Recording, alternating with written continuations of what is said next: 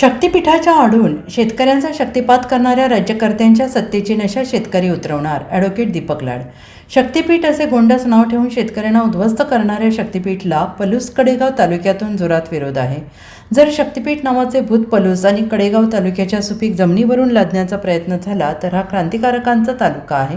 या भूमीला संघर्ष नवीन नाही. शेतकऱ्यांसाठी रक्त सांडले तरी 72 मागे हटणार नाही. दिनांक 4 मे रोजी शक्तिपीठ विरोधी होणाऱ्या सर्वपक्षीय जाहीर शेतकरी मेळाव्याच्या समर्थनार्थ घोगाव येथील सभेत ॲडव्होकेट दीपक लाड यांनी आपली भूमिका मांडली. ॲडव्होकेट दीपक लाड पुढे म्हणाले की या परिसरातील 20 ते 25% शेतीपट्टा या नवीन महामार्गात बाधित होतो आहे. आपल्याकडील साखर कारखान्याला उत्पादित होणारा ऊस नागपूर किंवा गोव्यातून येत नाही.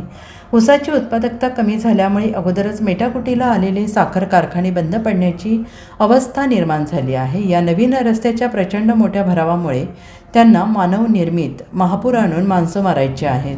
सागरेश्वर सारखे हिरवाईने नटलेले हरणांचे माहेरघर यांना तोडायचे आहे. आम्ही व्यक्तिविरोधी नसून बिघडणाऱ्या सामाजिक परिस्थिती विरोधात लढण्याची उर्मी आमच्यात आहे. हे आंदोलन कसल्याही दबावाला बळी पडणार नाही. प्रसंगी रक्त सांडू अशी परखड भावना ॲडव्होकेट दीपक लाड यांनी मांडली. यावेळी घोगाव येथील शेकडो शेतकरी मोठ्या संख्येने उपस्थित होते.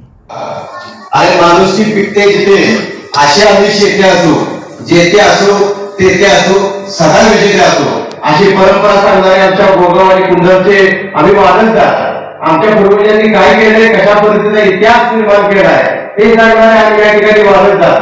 आणि शक्तिपीठ नव्हे तर शक्तिपात करण्याचा जो उद्योग आता या ठिकाणी अत्यंत गंभीर परिणाम आपल्या सर्वांच्या समोर उभा राहणार आहे. शक्तिपात महामार्गाच्या या विरोधासाठी आपण शेतकऱ्यांची शक्तिपात या ठिकाणी निर्माण होणार आहे.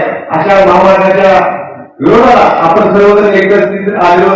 सर्व शेतकरी घोगाव गाव हे क्रांतीच्या लढ्याचं धगधगतं गाव आहे. या गावाला इतिहास आहे, भूगोल आहे आणि या गावाला संस्कृती आहे. आणि कुंडलांनी घोगाव आणि उजळणी परिसराची संस्कृती नष्ट करण्याचं काम या शक्तिपीठच्या माध्यमातून होणार आहे. ते आता मला सांगायची तुम्हाला खरंतर दुर्दैवी मिळालेली आहे. खरं तर भांडवलदार आणि व्यापारी ज्यावेळी एकत्र येतात त्यांची आबंदी होते त्यावेळी शक्तिपीठ नावाचं आपत्ती जन्माला येतं अशी माझी भावना झालेली आहे. खरं तर शक्तिपीठच्या माध्यमातून एकही टक्का विकास होणार नाही. इथं 50-55 फुटाची उंच भिंत, इथे आता 8-10 फूट तिथं माझ्या डोक्यावरती उंची आहे. विचार करा की 50 फूट उंची असेल तर आलमट्टी सारखं पाणी या ठिकाणी आढळत आहे. रात्री लक्ष्मी मंदिराच्या सभामंडपामध्ये बैठक घेतली संजीवनाला 10:30 वाजता कोळेकर आधीच्या डोळ्याचं पाणी आम्हाला आश्वस्त करून गेलं. 7 ते 8 एकर एका कोळेकर कुटुंबाची जमीन जात्या.